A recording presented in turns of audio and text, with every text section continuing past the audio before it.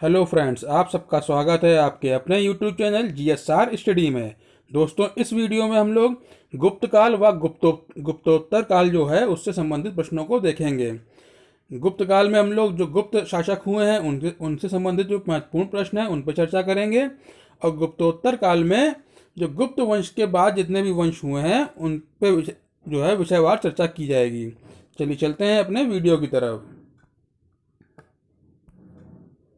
तो दोस्तों, पहला प्रश्न कह रहा है गुप्त वंश का संस्थापक कौन था।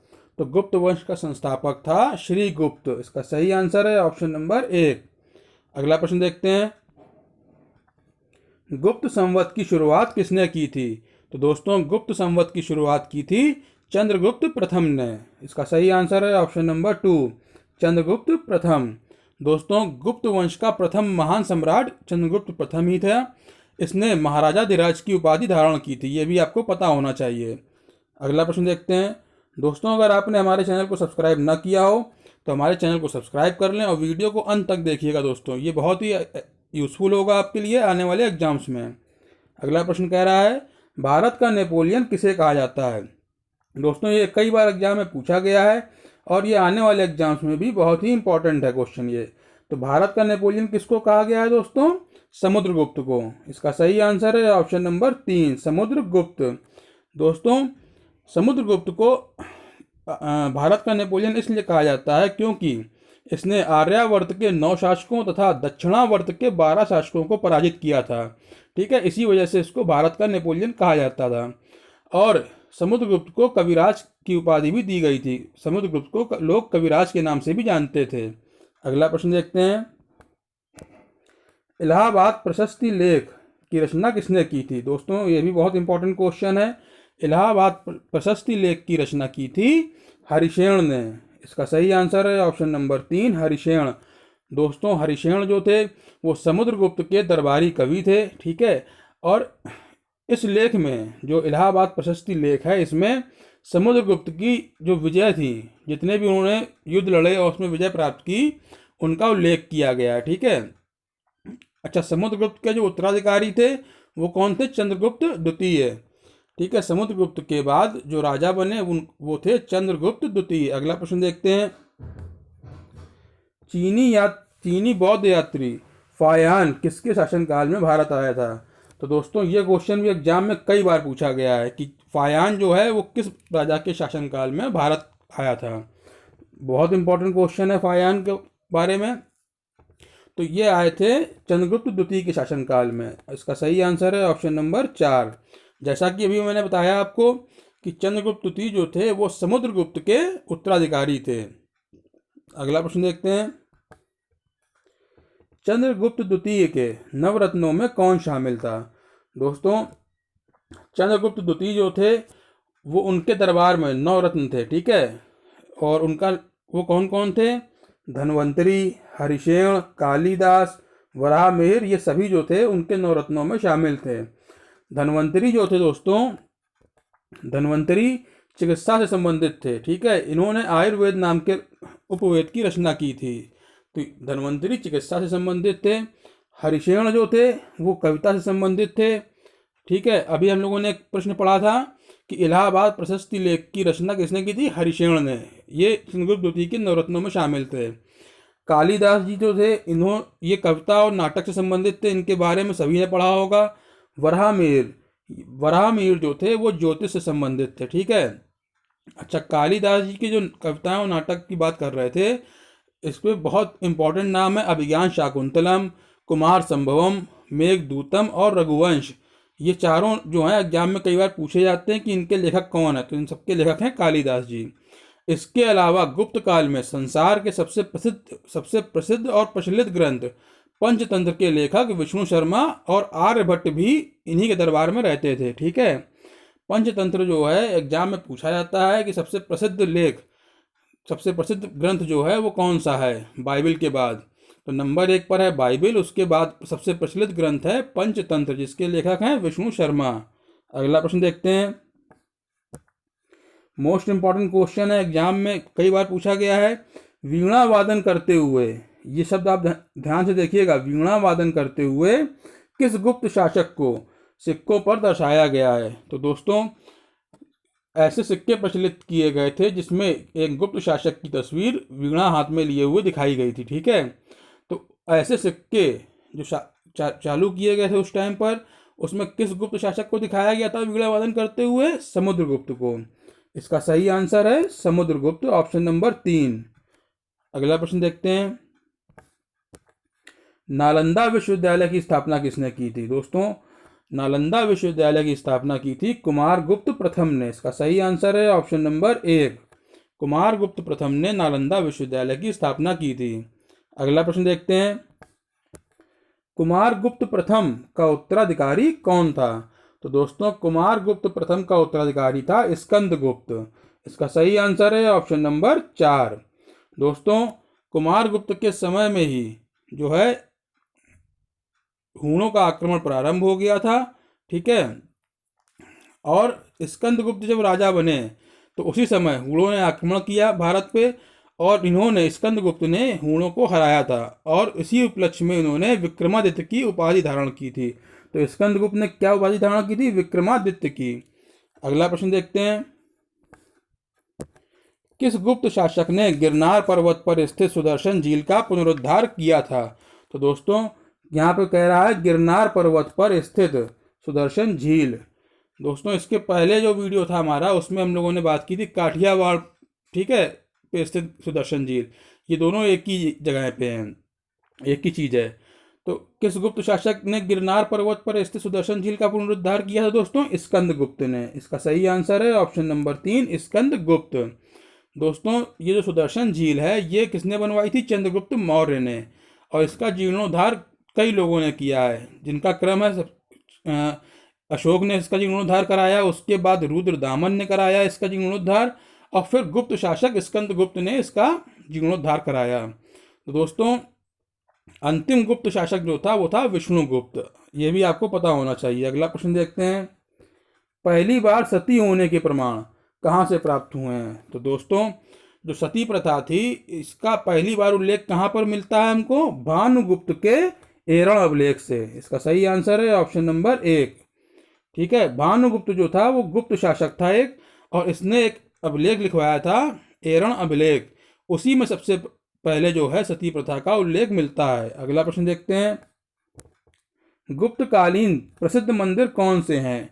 तो दोस्तों गुप्तकालीन प्रसिद्ध मंदिर हैं विष्णु मंदिर जो जबलपुर में है मध्य प्रदेश के, दशावतार मंदिर जो कि देवगढ़ ललितपुर जो उत्तर प्रदेश में स्थित है वहाँ पर है, भीतरगांव मंदिर भीतरगांव जो कि कानपुर के में है, ठीक है।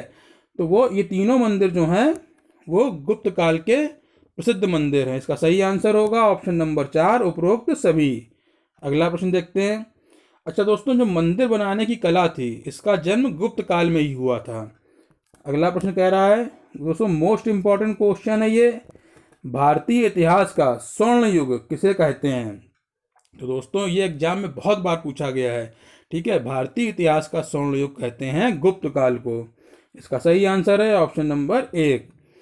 अच्छा ये भारतीय इतिहास का स्वर्ण युग इसलिए कहा जाता है क्योंकि गुप्त काल में बहुत सारी सांस्कृतिक उपलब्धियां हम लोगों ने, भारतीय समाज ने हासिल की थी, ठीक है। इसीलिए इसको भारतीय इतिहास का स्वर्ण युग कहा जाता है। अगला प्रश्न देखते हैं, पुष्यभूति वंश का संस्थापक कौन था? दोस्तों पुष्यभूति वंश का संस्थापक था पुष्यभूति। इसका सही आंसर है ऑप्शन नंबर 2। इन्होंने अपनी राजधानी थानेश्वर में बनाई थी। अगला प्रश्न देखते हैं, पुष्यभूति वंश का प्रथम प्रभावशाली शासक कौन था? तो दोस्तों पुष्यभूति वंश का प्रथम प्रभावशाली शासक था प्रभाकर वर्धन, ठीक है। इसका सही आंसर है ऑप्शन नंबर 3। प्रभाकर वर्धन के 2 पुत्र हुए थे दोस्तों, एक का नाम था राज्यवर्धन और दूसरे का नाम था हर्षवर्धन, और इनकी एक पुत्री थी जिसका नाम था राज्यश्री। अगला प्रश्न देखते हैं, हर्षवर्धन ने किसे पराजित करके कन्नौज को अपनी राजधानी बनाया था? दोस्तों अभी हम लोगों ने बात की कि पुष्यभूति वंश का सबसे प्रभावशाली शासक कौन था? प्रभाकर वर्धन। इन्हीं के पुत्र थे हर्षवर्धन जो आगे चल के पुष्यभूति वंश के शासक बने, और ये बहुत ही सफल शासक थे, ठीक है।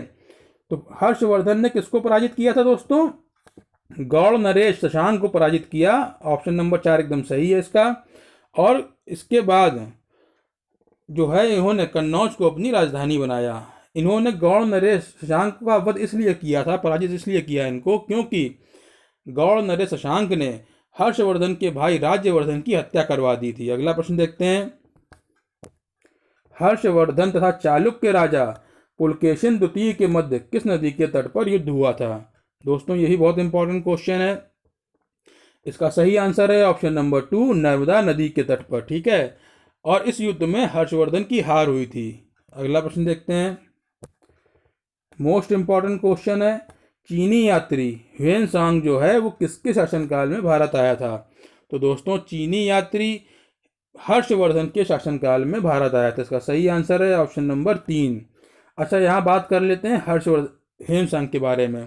जो ह्वेनसांग था इसको यात्रियों में राजकुमार कहा जाता था।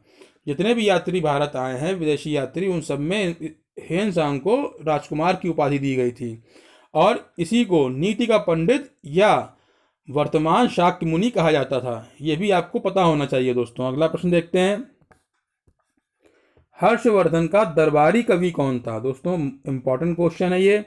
हर्षवर्धन का दरबारी कवि था बाणभट्ट। इसका सही आंसर है ऑप्शन नंबर 1। दोस्तों बाणभट्ट ने ही हर्षचरित की रचना की थी और कादंबरी की भी। ये दो आपको याद रखने हैं, हर्षचरित और कादंबरी, ये एग्जाम में पूछे जाते हैं फ्रेंड्स। ठीक है, तो बाणभट्ट ने रचना की थी हर्षचरित तथा कादंबरी की। अगला प्रश्न देखते हैं, हर्षवर्धन ने किस संस्कृत नाटक ग्रंथ की रचना की थी? तो दोस्तों हर्षवर्धन ने प्रियदर्शिका, रत्नावली और नागानंद, इन सभी जो हैं ये 3 संस्कृत नाटक ग्रंथ हैं, इनकी रचना हर्षवर्धन ने की थी। तो इसका सही आंसर होगा ऑप्शन नंबर 4, उपरोक्त सभी।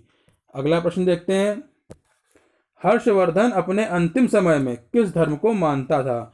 दोस्तों हर्षवर्धन शुरुआत में जो है जब बचपन था उसका और युवावस्था में आया था तब मानता था शिव को। ठीक है, मतलब वो शिव का भक्त था। लेकिन अपने अंतिम समय में उसने बौद्ध धर्म की महायान शाखा को अपना लिया था। ठीक है, तो इसका सही आंसर है ऑप्शन नंबर 2।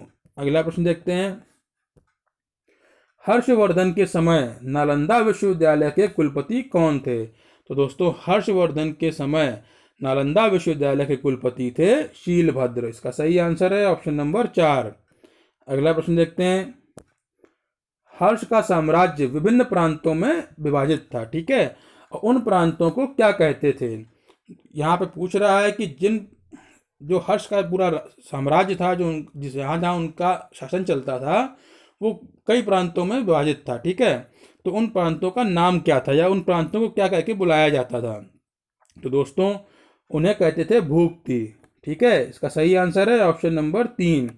अच्छा, जो हर्षचरित ग्रंथ था जिसको बाणभट्ट ने लिखा था, उसमें जो ये प्रांत थे जिनको भूपति कहा गया है, इसके शासक को लोकपाल कहा जाता था। ठीक है, ये भी आपको पता होना चाहिए। अगला प्रश्न देखते हैं, हर्ष के शासनकाल में पुलिस कर्मियों को क्या कहा जाता था? ठीक है, तो हर्ष के शासनकाल में पुलिस कर्मियों को चाट और भाट इन दोनों नामों से जाना जाता था। ठीक है, ऑप्शन नंबर 1 और ऑप्शन नंबर 2 दोनों सही हैं, तो इसका सही आंसर होगा यहाँ पर ऑप्शन नंबर 3, उपरोक्त दोनों।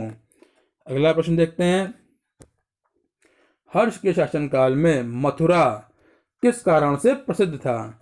दोस्तों बहुत ही इंपॉर्टेंट क्वेश्चन है, कई बार एग्जाम में पूछा गया है।